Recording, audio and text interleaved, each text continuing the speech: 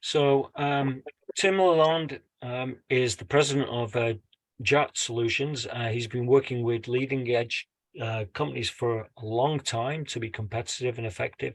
Now, let me start by saying that Tim was a client of mine when I was at IBM, and he was at Justice in OPS. This is going back to 2003, and we were both involved in a transformation at the time. He is now working closely with IBM in his current role and was presenting at the IBM conference, Think 2023 last week. So Tim's specialization is in developing business roadmaps, leveraging technologies, creating and supporting change with a focus on re-engineering, project management, architecture, and so on. So he has had a wonderfully diverse background, and he has worked in all areas of IT. So lots of experience, 30 years. And I see his guiding principle there is keep it simple. See a problem, fix it. I think Tim is one of the most reflexive practitioners I know. He always wants to understand why things have happened.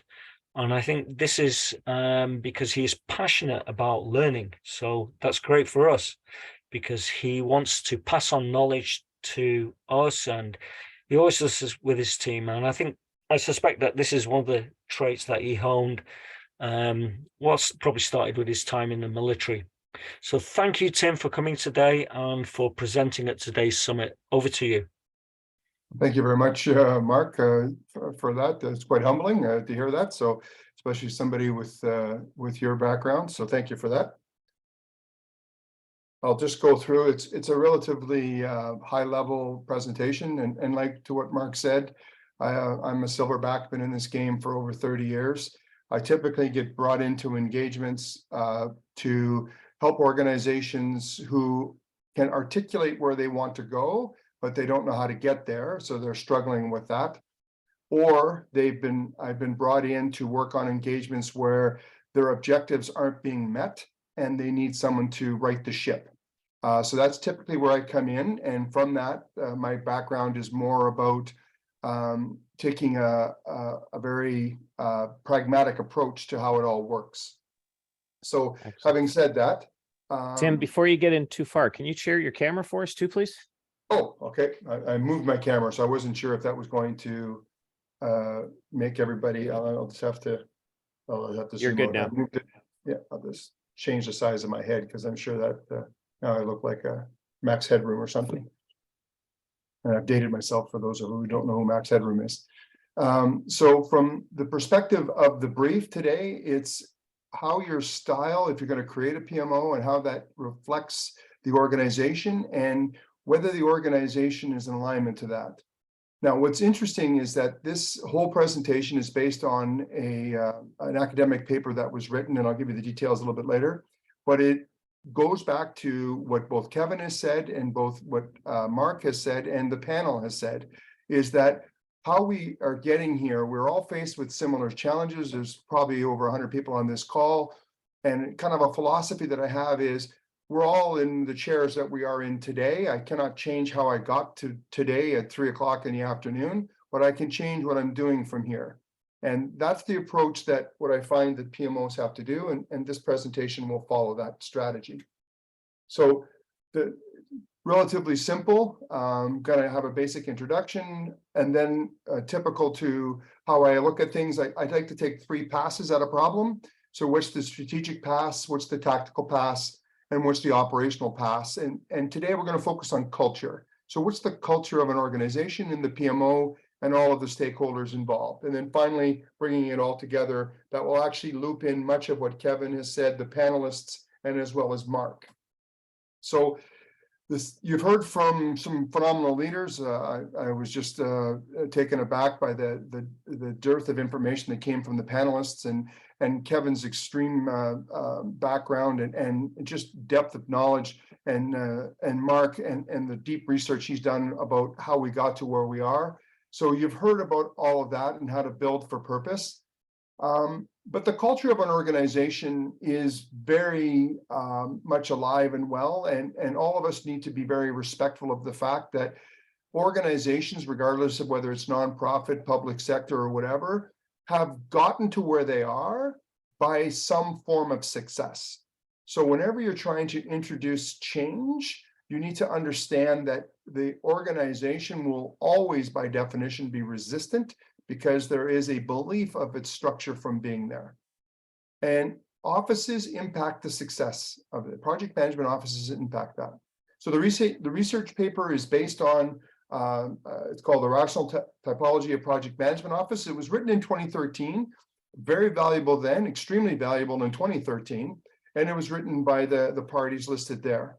So this presentation is just a overview or a presentation based on that paper. I would encourage everyone to read the paper. It is very, very detailed. It's incredibly thought-provoking and is very representative of the challenges that we're faced with. The other thing is that I'm going to talk about how my engagements with project management offices, how I've created them, and I will take the nod based on the statistics said earlier. I am currently batting 1,000%. Like I believe Gary, I've got over 4 PMOs that I've built, different organizations, both private and public sector, and all of them are still alive and well, to quote Gary earlier, and how that can be done. And for the purposes of this, innovation is Brave New World projects, and then operational, which is rinse and repeat, which is going to speak heavily to where Mark was speaking to in regards to what are the realities of organizations that are operationally focused, but the PMO needs to be innovative, or you're in a startup organization where the organization is very innovative, but the PMO is very operationally focused. So we're going to speak heavily about that and my experiences and how to deal with that. But the spirit of the presentation is to guide you in the understanding of culture and where that culture can lead to the success and where it can also lead to failure. And you're going to hear me say a phrase frequently: lift versus carry. So lift is exactly what you would envision. It's the lift to do something new. I've never done it before, but I got to do the lift. And then the carry is the steady state. So what organizations sometimes struggle with is that the skills and the effort to do the lift are inconsistent to what is required to keep the carry going. And sometimes they will burden both sides of that equation unnecessarily because they haven't recognized that there is a difference. And the project management office is the office that can bring that to the stakeholders' attention. Again, speaking to what Kevin spoke about, what Mark spoke about, and more importantly, what the panel spoke about. The word orange.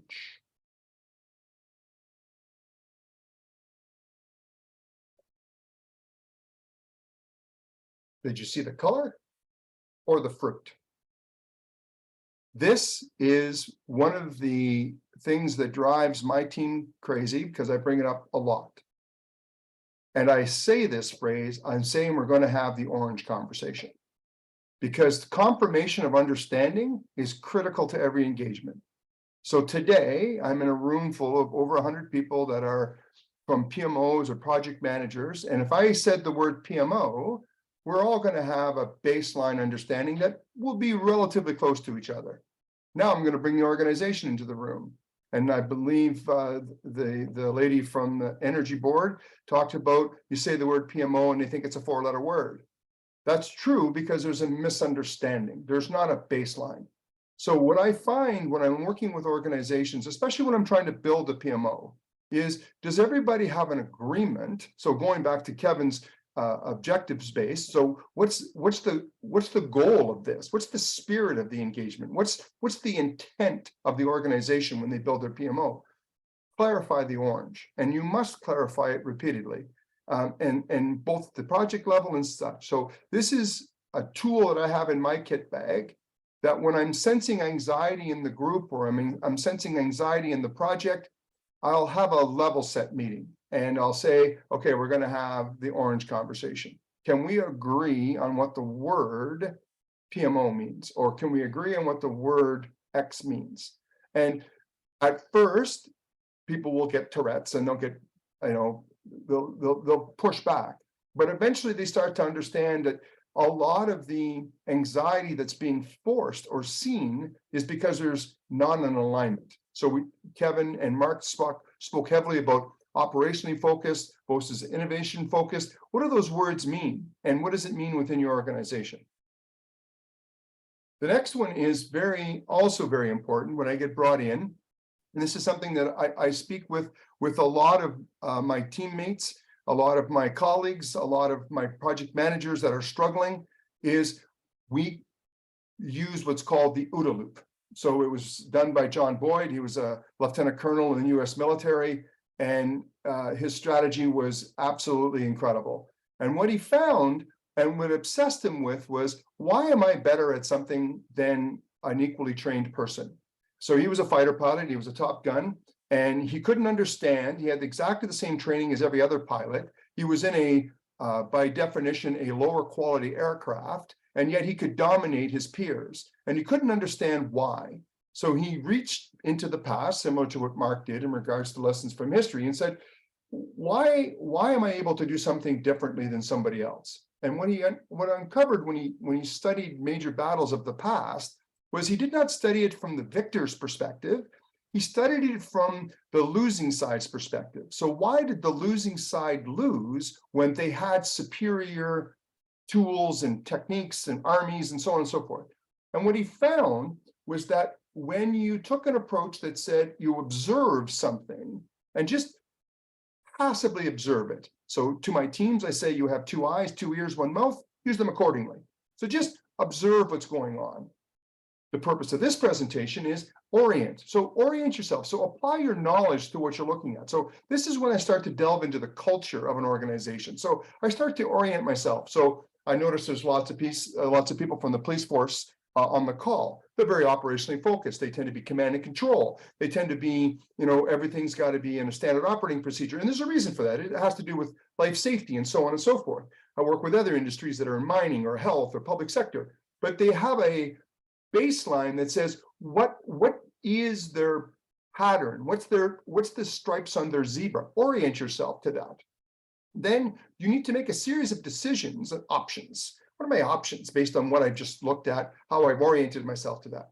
But the step that a lot of people fail to do, and this is what Mark speaks to, is you need to act on it. You need to actually execute one of the options. And then when you execute that option, how did that impact what you were looking at?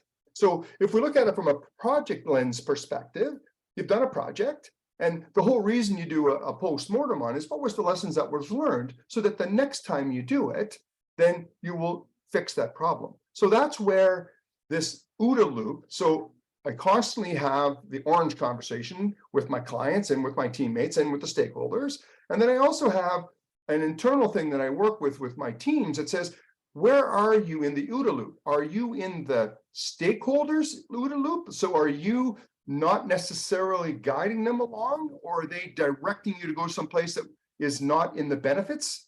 So those are the things that you have to do. Now, on a complete side note, I coach basketball, and I use this OODA loop to teach young girls and young boys how to do motion offense and how to do motion defense. So it's not just about project management or military strategy. It's just about how do you fix a car that's not working, or how do you deal with a leaky roof? It's make an observation. What are you looking at? Orient yourself to your knowledge, make a decision, act on that decision, and did it improve or did it make it worse? So those are the kind of things that I encourage people that are taking on the big challenges of building a PMO to take a step back and realize that it is a craft. I seriously take project management as a craft. And what are the things you need to do to hone that craft? And these are the 2 basic tool sets that says if you understand the OODA loop and you understand that most engagements create friction when there's a misunderstanding on where you're going or a particular term.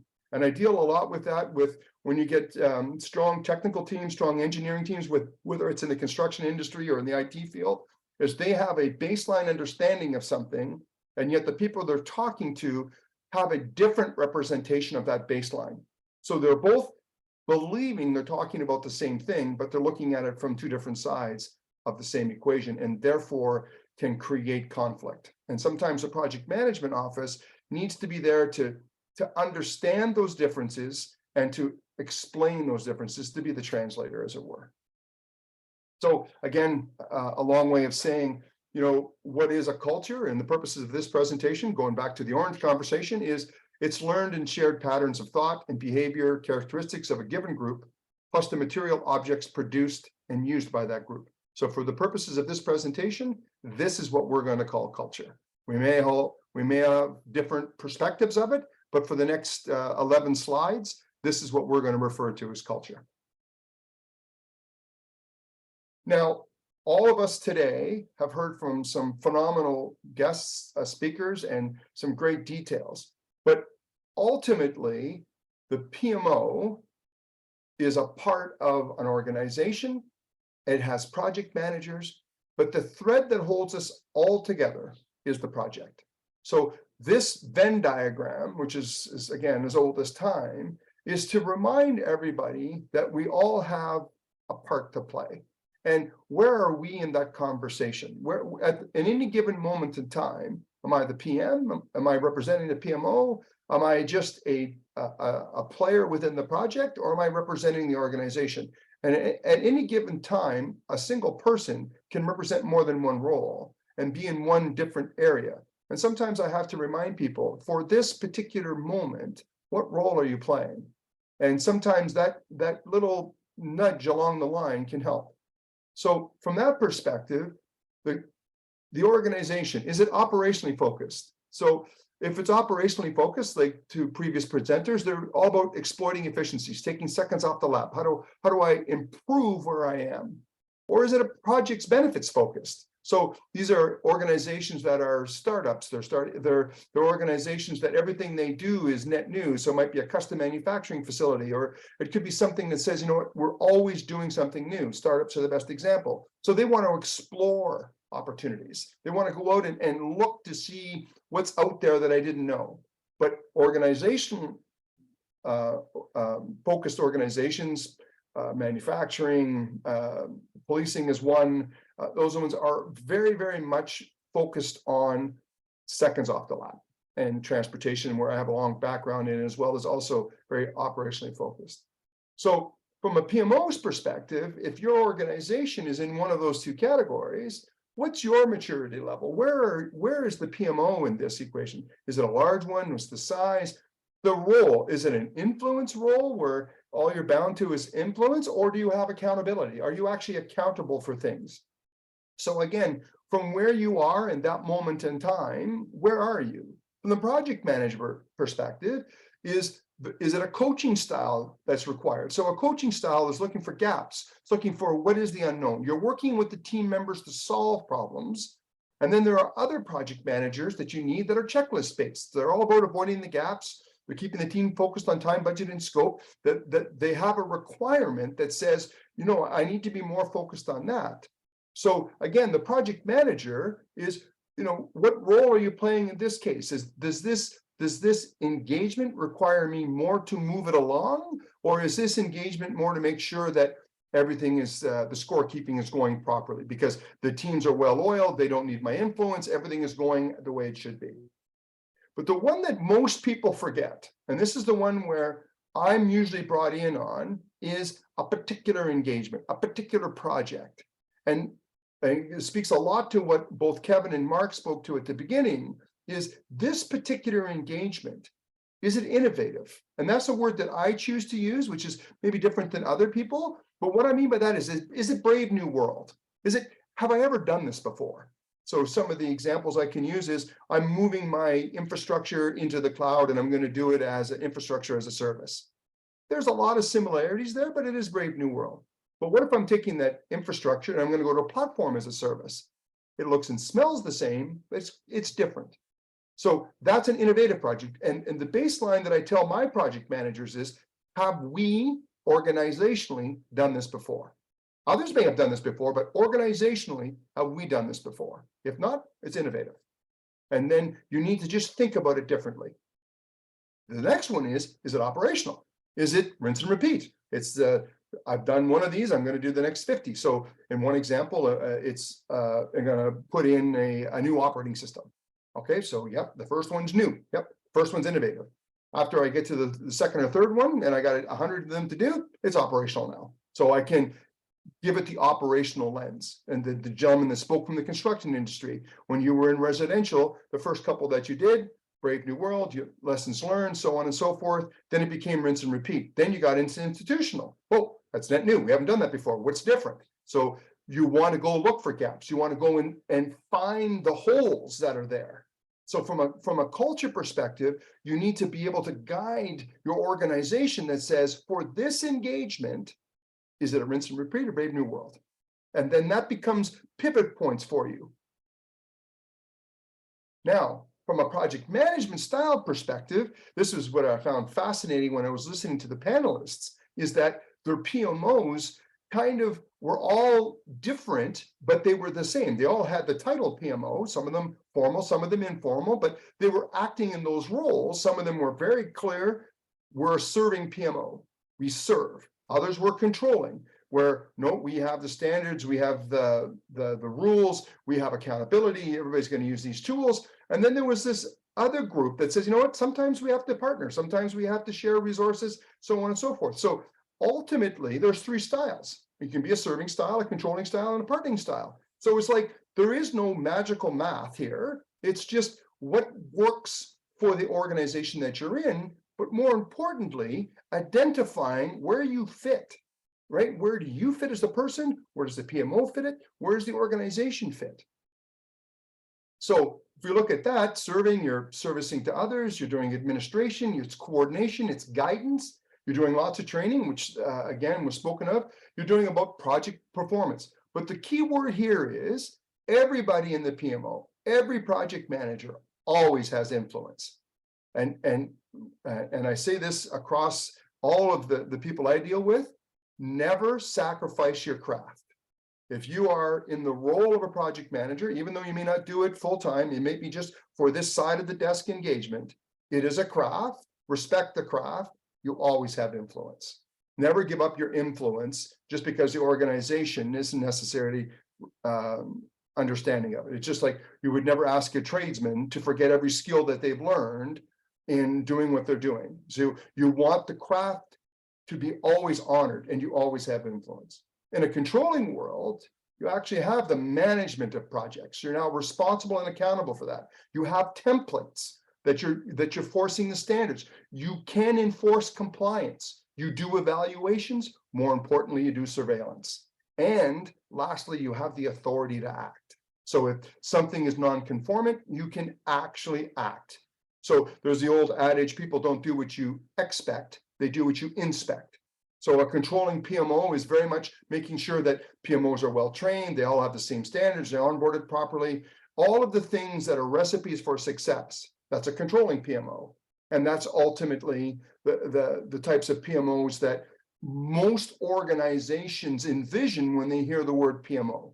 And then the waters get muddy when they start moving away from either serving or controlling. And then partnering is exactly that. It's a little bit of both. Much more collaboration, lots of cross-pollination, cross-domains.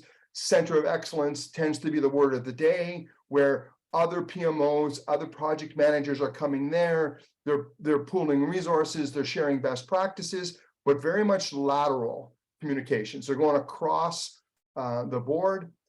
They're sharing of resources, and it's an integrated RACI. So responsible, accountable, consulted with, and informed. It's very integrated. So any given engagement, they're going to be moving back and forth. So those are the realities of PMOs. Most organizations come up from the serving side. Most, that's not always the case.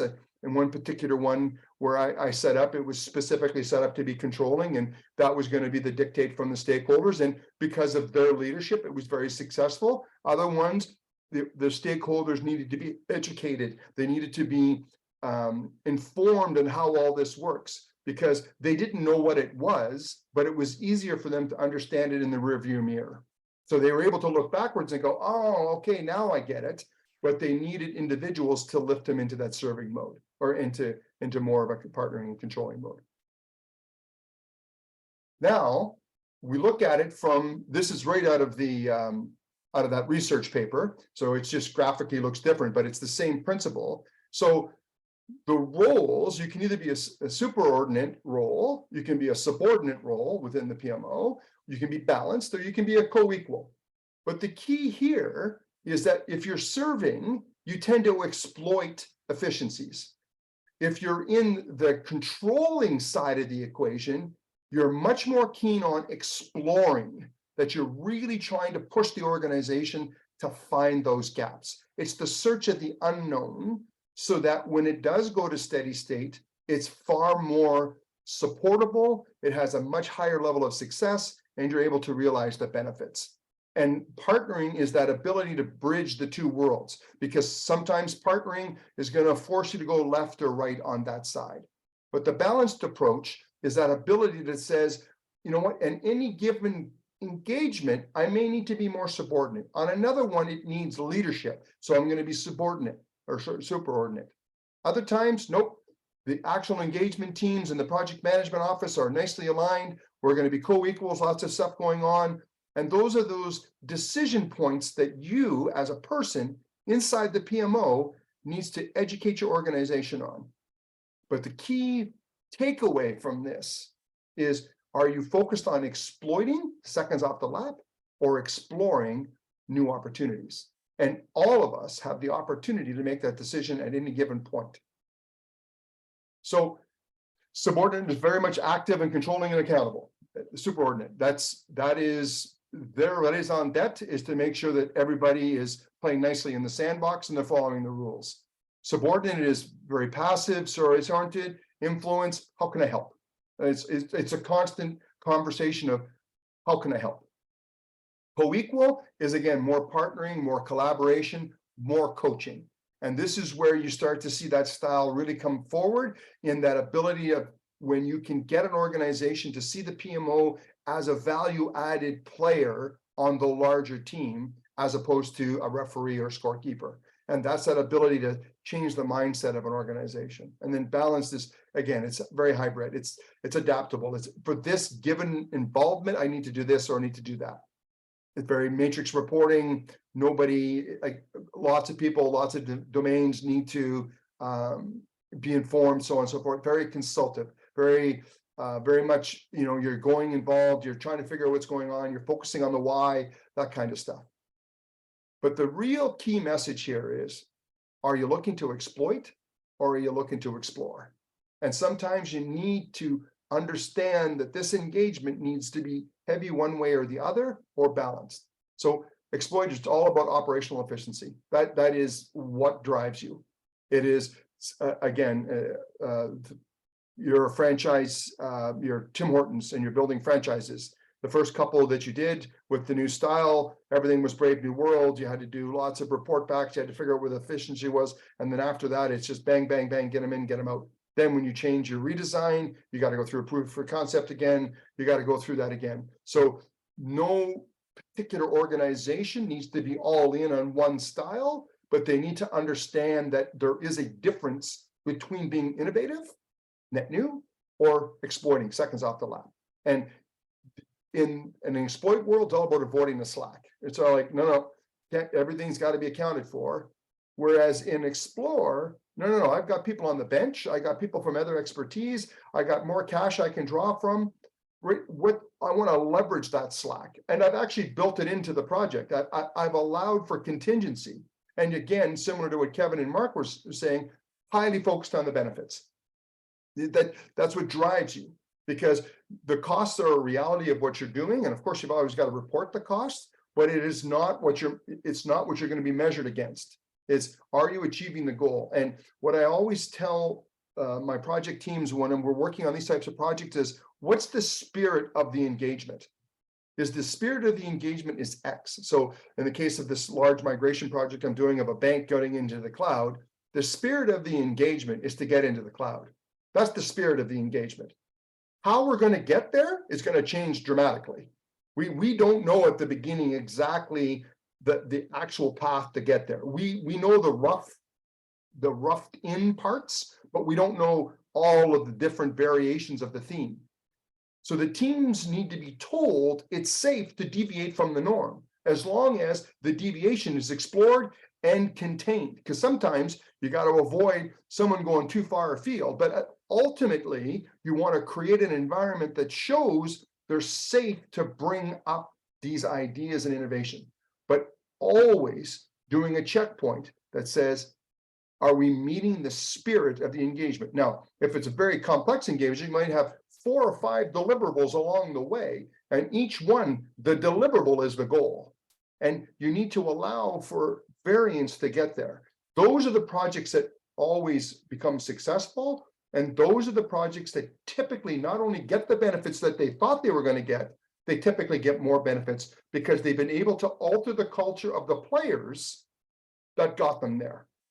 And that becomes also critical, is that those Brave New World engagements allow you as the PMO to engage team members that allows them to explore so that they can expand their horizons. So allow them to lift their head a bit to see what's going on around them. So another way of looking at the same graphic is when you sit back and you're looking at what you're trying to do, you're looking at it and you're saying, okay, is this innovative or it's operational? So you're kind of doing that, and then you're trying to see, okay, what pattern is going to give me the highest level of success? So I always look at it from the engagement perspective up. So for the engagement itself, is it Brave New World or rinse and repeat? Just mentally do that in your head. Has the institution done this before? If the answer is yes, then you're probably going to lean a little heavier into rinse and repeat, but you have to ask yourself, is it really the same that we've done before? Or does it just look like it's the same? Going to my comment earlier about infrastructure as a service and then going into the cloud. Is it really the same or is it different? And the stakeholders are who you have to flush that out with. It's not the PMO's responsibility to give the answer. It's the PMO's responsibility to facilitate getting the answer. So again, you become that coach to the organization that says, okay, what's really going on here? Is the PM assigned aligned? So if you have a PM that's very details oriented, is an amazing at checklist, is just absolutely the PM that is very details oriented, is an innovative project that's Brave New World where there's many, many unknowns, is that individual going to be in their comfort zone, or is that individual going to be struggling to keep up the energy required to deal with the deviations from the norm? On the inverse of that is, if you have a really strong coaching style PM that is very much into working with teams and finding out where the gaps are and doing all of those other things, putting that individual on a very details oriented, you've got a rollout of 350 sites that all look the same. You just got to do, scheduling and logistics and coordination. Is that individual the right person to assign for that engagement? So is the PM aligned? More importantly, is the PMO aligned? So if you're a serving PMO and this is Brave New World, you're going to have to get out of your comfort zone and get into more of a controlling mode if you actually want to see some of these gaps get filled. So the PMO themselves is going to have to break the mold. Or is this when they're strong on the controlling side and they're used to always having their way, and they're saying, you know what, I need to back off a bit because the engagement team is highly qualified to do this. I just need to be a partner in the process.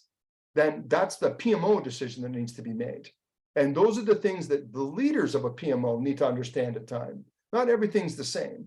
And certain engagements, the team itself is who you look to says, okay, what does this team need to be successful? And you as the ultimate facilitator who runs the PMO, you need to actually be built accordingly. And then organizationally, and this is an interesting one because again, I've built 4 PMOs, each one in different industries and each one with completely different organizational structures. But what was always interesting was that if an organization is operationally focused, you educate them by showing them how to exploit the opportunities. That's how you educate them on the value of a PMO. Then, as they start to find their legs and they get comfortable with the vernacular, and as they start to understand how this all works, then you say, oh, for this engagement, we're going to change the rules, but it's a variation of what we already know, and it's because we're very innovative. right? And this particular thing that you're about to do is you've never done it before, so we need to make some alterations. Now, another one that I went to, startup business, and everything had to be whiteboard and everything had to be reinvent the wheel. And it was like, okay, I get your culture, but you're putting in a financial system, okay? And financial systems are pretty much, you know, you want to stick to the basics or you're going to get yourself into trouble, and you want to stick to the tried and true. So, yep, totally get you on the innovative side. The PMO office is going to be very, very cool with that. But you're putting in a financial system. There's lots of rigor. There's lots of this. There's lots of that. Why don't we just kind of, for this engagement, why don't we just peel you back a bit and give you some operational things that you need to do? And from that perspective, they start to see that it is a push and a pull. It doesn't have to be always one way. And that's where I find some, especially large institutions that have, again, to what Mark spoke about earlier, have a very deep background in operational efficiency, banks, financial institutions, lots of oversight, governments, is like there's a high level of comfort in staying in the status quo. Yet organizationally, they want to start breaking the mold of status quo. So how do you get them from there? Well, you pick people that know how to do a lift. You don't pick people that just know how to carry. You pick people that are comfortable in the uncomfortable. You do small engagements to make them successful, but also to demonstrate to the organization success can be had. And to Kevin's point specifically, it's all about benefits based. Get them to focus on a benefit, not the tasks. Have that benefit realized, and then the organization says, okay, I get it now. But they don't, if they knew, the other saying I have is if they knew how to get there, they'd have got there already, right? Institutions, they just need to be shown the way, okay? And the other saying I have, and again, it can be heard differently by different people, is if you were born in prison, would you actually know you're in prison? And it seems kind of funny, but give that some thought. Would you actually know you're in prison? And a lot of institutions don't know they're in prison. So that's why as the PMO, you always have influence. You can tell them that the doors that you think that are locked aren't actually locked. So similar to my OODA loop and similar to my orange conversation, I always have the capability maturity model in the back of my head. So whenever I'm walking in, either creating a PMO or renovating a PMO, I always take a step back, and I believe individuals on the panel were talking about the maturity model, is where is everybody in the maturity model?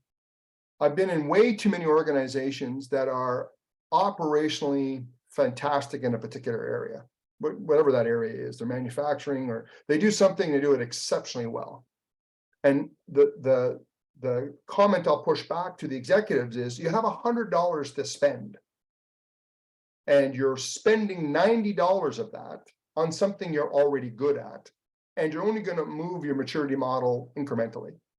I can take that same $90 and move it into an area that you're not operationally good at, and you're going to move the needle a lot. And it goes back to Mark's comment about changing the OPEX model to the CAPEX model, right? Is changing their focus on where do you want to spend money versus where do you want to invest money. So when you shift the focus from things that you need to improve and get better at, then you're investing. You're taking that $90 and you're investing in your future. You don't necessarily know if I'm going to get immediately $90 value back from it, but I'm building something to be built upon, and that's that investment model. It's for future proofing. It's to go out there. Or I can just spend $90 on what I'm really good at, and I'll just pretend to spend $10 to improve the other side, and you'll never actually improve the other side marginally. Like, you can't get large movements forward. So what does this all mean, right? So it's tales from my journey, okay? When you're building a PMO, which is critical, what's the maturity level of the organization? And honestly self-reflect, not just from a PMO's perspective, but even from an organization perspective. There are lots of successful organizations out there that are very immature in how they do business. They drink from a fire hydrant, the money just keeps coming in, and they are as dysfunctional as the worst episode of reality TV, but they just don't know it yet. So you need to actually see where they are. Then what is the problem the PMO is being asked to solve? So in the case of the transportation company, I was being brought in because they were starting to pick up speed on acquisitions. They were doing acquisitions and it was taking 18 months to 2 years to do an acquisition. And they recognized that the path to success was more acquisitions, but they understood that if they continued down this path, they weren't going to be able to be successful at it because it was just crushing the organization from a resource perspective. So that was the impetus. What's the problem we need to solve? Well, you don't solve it day one, but I never let them forget that that was the reason for you saying we need to take a higher maturity level with this. So they were in transportation, so they had transportation type projects, they had construction projects in regards to building buildings, they had acquisition projects, they had IT projects, they had accounting projects, but they were all scattered. So we built small, built the PMO, did the next acquisition, showed them that there's a template behind it. And then by the end of it, they were doing 5 acquisitions a year. And I think now they're probably doing 7 or 8 a year. And they've got a PMO culture across the whole organization. So now even the PMO manages all the major projects and even the minor ones. So major construction projects, minor building renovations, leasehold improvements, so on and so forth, to going to Office 365. So from that perspective, where is it? And from a building perspective, I always say, when individuals look at a whiteboard, you need to find people that when they look at a whiteboard, they see opportunity. When you want to go find people that know how to do a lift, but are creative in their nature. So a lot of individuals are very good at what they do. I mean, they're exceptionally powerful at what they do. But if you show them a whiteboard, they don't know where to start. I'm good at my craft, but I don't know what to do. Those are the types of individuals that are phenomenal when you get to the end state, or at least a steady state, and they can carry it for you. And are you going to build it organically? So you're going to build it small, or are you going to build it strategically? And that is a key thing, because strategically means that the stakeholders are already understood what the end state looks like. They just don't know how to get there. Organically is you need to work with your stakeholders to educate them on what this looks like. And then organically, you're going to build it and then have them look through the rearview mirror. And both of them are successful. But you need to, as individuals, need to look at your teams doing that. And I cannot stress this enough. Of all the transformation projects I've done, all of the organizational change engagements I've ever done, you need to clearly start early with your organization to confirm what the word lift versus carry means. A lot of organizations do not understand that there is a world of difference between doing a lift versus a carry. Hence, organizations that use consultants to help them with the lift tend to be far more successful than those organizations that use consultants for the carry. Because carry is institutional knowledge. I need to know how to manage this to go forward. I may never need to know this skill again to get me from 0 to 1. I may never need to know that skill again, but I need to know the skill that says, now that I'm at 1 and I want to make the best one possible, that's a different set of skills. That's institutional knowledge. You tend to want to keep that inside your walls. But I'm going to do this thing I'm only going to do once. That's where you can leverage the skills of others. And then the process is about templates. Template it, template it, template it. Tools, again, start small. Excel works. I know it's the devil incarnate. I am the one person out there that just absolutely has technical Tourette's every time somebody hands me a spreadsheet with a project plan on it. I just get Tourette's when I see it. But then I have to take a step back and say, that's where they are in the process. That's where they are. And so we'll work with what we've got. And does the tool set fit the needs? Right? So all too often, people chase the tool and not what's the problem you're trying to solve. So the culture of your organization is, are they tool junkies? And if they're tool junkies, be careful, because it's the next distraction. Or are they focused on the business and they just want the right hammer to put in their hand? And those, again, those are things that the PMO can bring forward. And people, builders and not maintainers. So if you're building a PMO, the most challenging thing you'll be faced with is having people on the team that are good at steady state, but just have no idea how to get you there.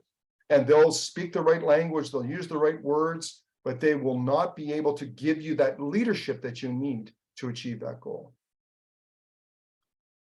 Renovating. This is always the most challenging one because it exists.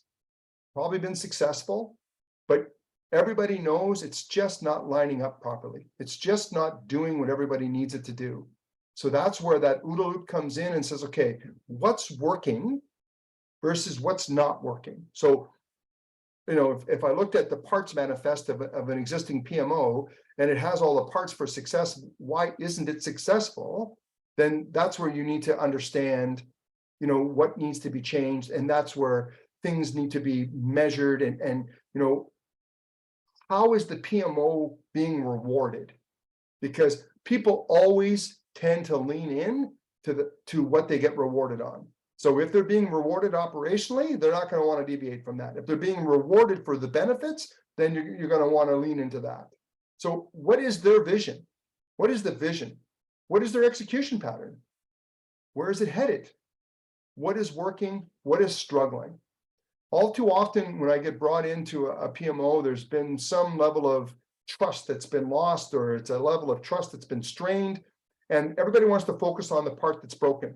And sometimes it's pretty obvious as to what's broken, but they fail to take the wins for what is working. Like if you started at 0 and the PMO gave you some success and now it's struggling, don't throw the baby out with the bathwater, right? What is working, and don't abandon that just for the sake of change. And more importantly is, how are opportunities identified? All too often, PMOs take on too much responsibility, and they're the ones that they believe are tasked with finding the opportunities. And you have to be careful there. You want to be the facilitator of creating opportunities and at least identifying them from the team's perspective upwards. And that's the one time, sometimes PMOs can get in their own way, and they need to take a step back and say, okay, what's my role, right? And who's trying to speak and what message is trying to get out. And again, it goes back to, and Mark speaks about it a lot, is when you're focused on the operation and operational efficiency, sometimes you lose sight of the opportunity that's right beside you. Like, it's right beside you. Just stop, take a breath. It's right there. But if you don't let the stakeholders know that opportunity exists, how would they know it exists? Right? They need you to facilitate that conversation. As the PMO, you are ultimately responsible for if the people are aligned. If someone on the team is struggling, it's your responsibility to identify what the struggle is. Is the struggle knowledge? Is the struggle personality? Is the struggle just misunderstanding? Those are the PMO's responsibility, both for their own team members, but as the project team as a whole. All too often, PMOs are, yeah, but they don't report to me. Yeah, that's fair. The person doesn't report to you, but they do report to the project, and you represent the project. So sometimes it's about getting out of the working group, right? You're stuck in a working group and you have an individual that is stuck in a loop, and we're enabling the loop to last too long. You need to get it out of the working group, bring it to the steering committees, and break the logjam. That's the things you need to understand even when you're renovating. Are the processes aligned? Is the process there because it needed to be there 10 years ago? Or does it need to be there today? And it's just a process. If you can look at the process that says, does it need straightening? Do I need to straighten the string of the process? Or am I not just being compliant? If I was compliant, the process would work. So that goes back to, I believe it was Gary's comment that said, you need to enforce the rules, right? If you enforce the rules, the processes work. If you don't enforce the rules, the processes fail. Building a new process isn't going to solve that problem. Fixing the one that's there is going to work. Or sorry, adhering to the one that's there. And the last one, and it's the one, and I say this with full disclosure, anybody that knows me, I'm a Milwaukee tools junkie.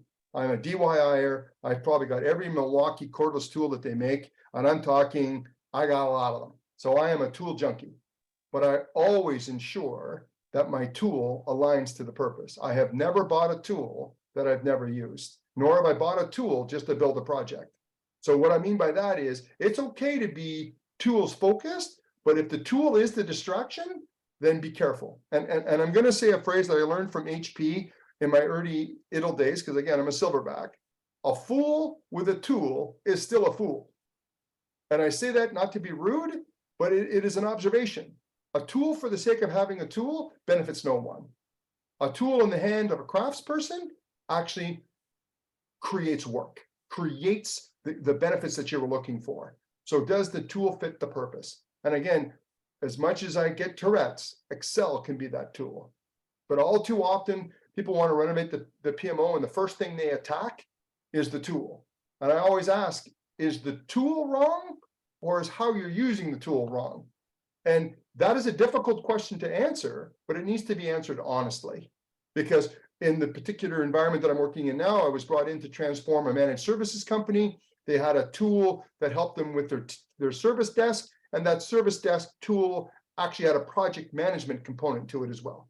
It was rudimentary. It wasn't very good. It wasn't a Jira. It wasn't a full project MS project implementation, but it had the fundamentals of being a good project tool. So use the tool you have. Then you'll grow out of maturity. So I call that transition technology. How do you transition away into something better? So sometimes putting the perfect tool in that's at the end state is too much for an organization. It's just, I'm just using Excel, and now you want me to use Jira as an example. Yeah, Jira may be the answer, but you're not there yet. Like, you're not mentally there yet. So you need something to get you through transition. And that's where a lot of organizations need to understand that there's people behind all of this, and the people need to be guided through the process. Excellent. Thank you very much, Tim. We're out of time, but I'll give you 2 minutes to wrap it up. The slide says it all. So, well, give you 2 minutes just to go through the slide. Yeah, so basically, what's the culture? What's the project management office culture? Is it rinse and repeat? What's your time horizon? And the takeaways, again, I can't stress enough, the orange conversation, the OODA loop, the maturity model, and the last word I tell everybody on every team I've ever worked on: in the absence of leadership, lead. There's a gap, fill it. Somebody will follow you. Excellent. Thank you very much, Tim. That was insightful. I learned a lot. I had a lot of fun, and you were entertaining as well. So that was really good. Thank you. Thank you kindly. Okay, everybody. So we are at the last and final break of today's event. We're going to take a quick break, and we will resume at 4:10 p.m. Eastern. So that's in a couple minutes. We're just going to switch over, where we're going to make some closing remarks. We're going to come up with an action plan. We're going to talk about, we're going to do the prize draw and give out door prizes. I've got over $6,000 in prizes to give away.